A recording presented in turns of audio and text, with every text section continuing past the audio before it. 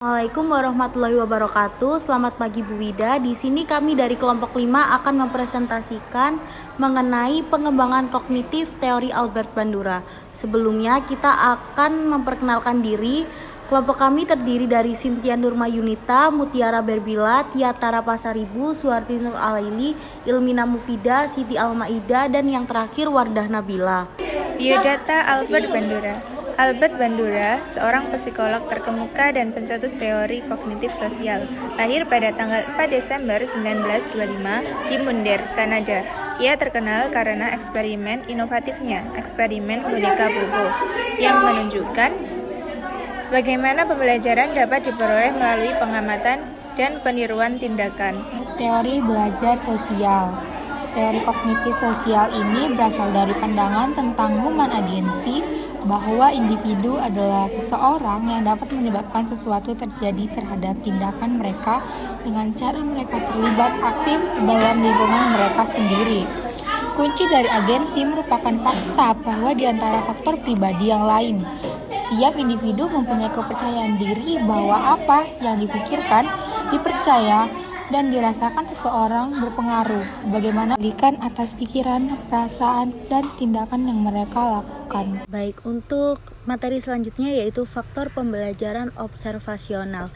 Di sini mencakup beberapa faktor seperti model, siapa yang kita amati, perhatian, seberapa fokus sih kita saat mengamati, retensi, kemampuan untuk mengingat, reproduksi, kemampuan untuk melakukan apa yang kita amati, motivasi, alasan kita untuk meniru, penguatan hasil dari tindakan, yang terakhir yaitu konteks sosial, lingkungan yang mempengaruhi. Dalam pembelajaran observasional tidak hanya tentang melihat, tetapi juga tentang memahami, mengingat, dan termotivasi untuk melakukan. Semua faktor ini saling berkaitan dan bekerja sama dalam proses belajar. Dalam pendidikan. Oke, jadi apa saja sih yang terlibat dalam teori Albert Bandura ini? Oke, yang pertama ada guru dan teman sebaya alias modeling, yaitu mencontoh perilaku seseorang dari pengamatannya, karena selain mendapatkan ilmu dari pengalaman, seperti bermain, explore, dan lain-lain, anak-anak dengan mudah mendapatkan ilmu dengan cara mengamati dan meniru. Nah, di sekolah, model yang bisa ditiru oleh anak ya guru dan temannya. Contohnya ketika guru selalu membiasakan sampah di tempatnya, atau ketika teman sebayanya yang ketika mau makan, dia mencuci tangan sebelum itu. Lalu yang kedua ada media mengajar seperti televisi, film, dan internet. Nah, di sini saya memiliki cerita, saya mengenal anak ya. Dia itu awalnya suka sama Puff Girl.